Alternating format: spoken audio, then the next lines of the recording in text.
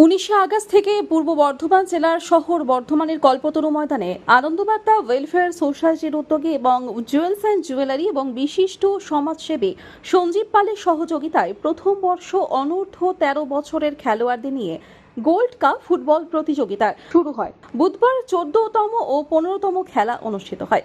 প্রথম খেলা অনুষ্ঠিত হয় রেনেসা কোচিং ক্যাম্প ও কল্পতরু কোচিং ক্যাম্পের মধ্যে।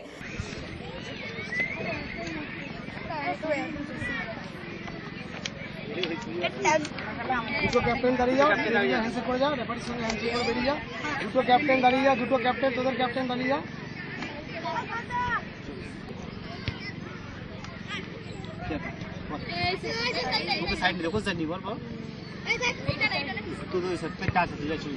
এদিন খেলায় কল্পতরু কোচিং ক্যাম্প 1-0 গোলে জয়লাভ করে।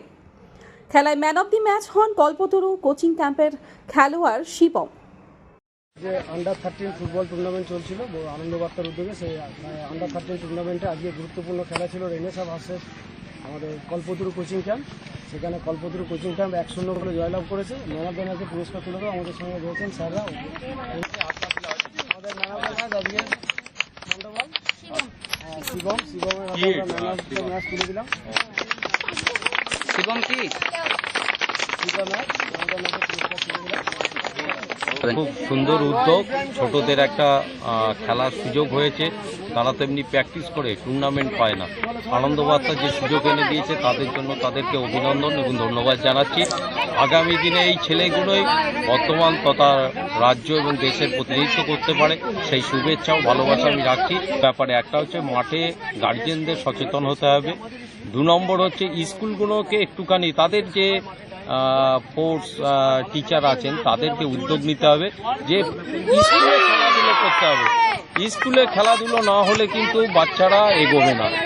আর আমাদের যত যাই করুন বেশিরভাগ ছেলেমেয়ে কিন্তু স্কুল থেকেই তারা বিভিন্ন জায়গায় সফল হয়েছে, খেলাধুলো বলুন বা পড়াশুনো বলুন। আমি ছোটদেরকে উৎসাহিত করছেন খেলার জন্য। আজকালকার দিনে খেলাটা দরকার, শরীরচর্চা খুবই দরকার। আমি আশা করছি যে এই টুর্নামেন্ট আরও আগামী দিনে আরও উত্তরোত্তর ভালো হবে এবং আরও অন্যান্য টিম ছোট ছোট সমস্ত ছেলেরা যেন এতে অংশগ্রহণ করে।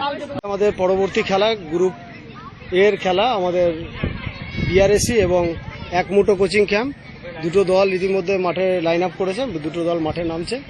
আমরা দুটো দলকে মাঠে নামার জন্য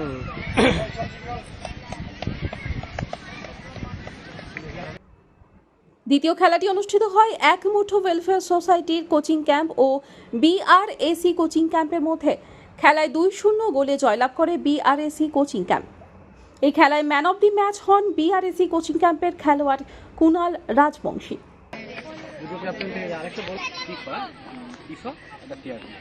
যারা জিতবে তারা সাইড নেবে, যারা জিতবে তারা সাইড, যারা হারবে তারা টাচ নেবে। ঠিক আছে, তুমি ফিফা আর তুমি ফেয়ার প্লে। ঠিক আছে, কে বলবে?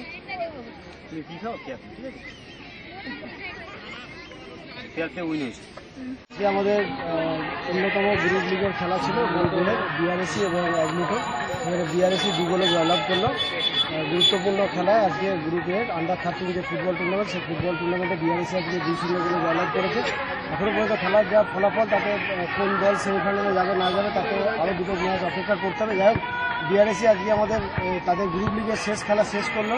আমরা সবাই যারা রয়েছি তাদের প্লেয়ারদের সঙ্গে আমরা হাত মেলাবো এবং তাদের আগামী ভবিষ্যৎ এবং তারা যাতে আরও আগে এগিয়ে যেতে পারে সেই দিকে আমাদের নজর থাকবে এবং তাদেরকে আরও উৎসাহিত করার জন্য আমাদের যারা রয়েছে অন্তু, সঞ্জিদা, প্লেয়ারদের সঙ্গে একটু আমরা হাত মিলিয়ে নেবো সবাই মিলে এবং সকলকে আমরা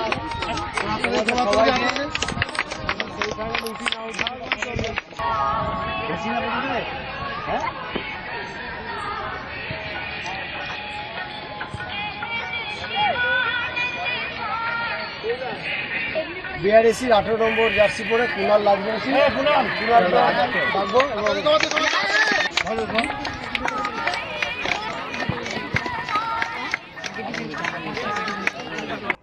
পূর্ব বর্ধমান থেকে তন্ময় ঘোষের রিপোর্ট, আনন্দবার্তা।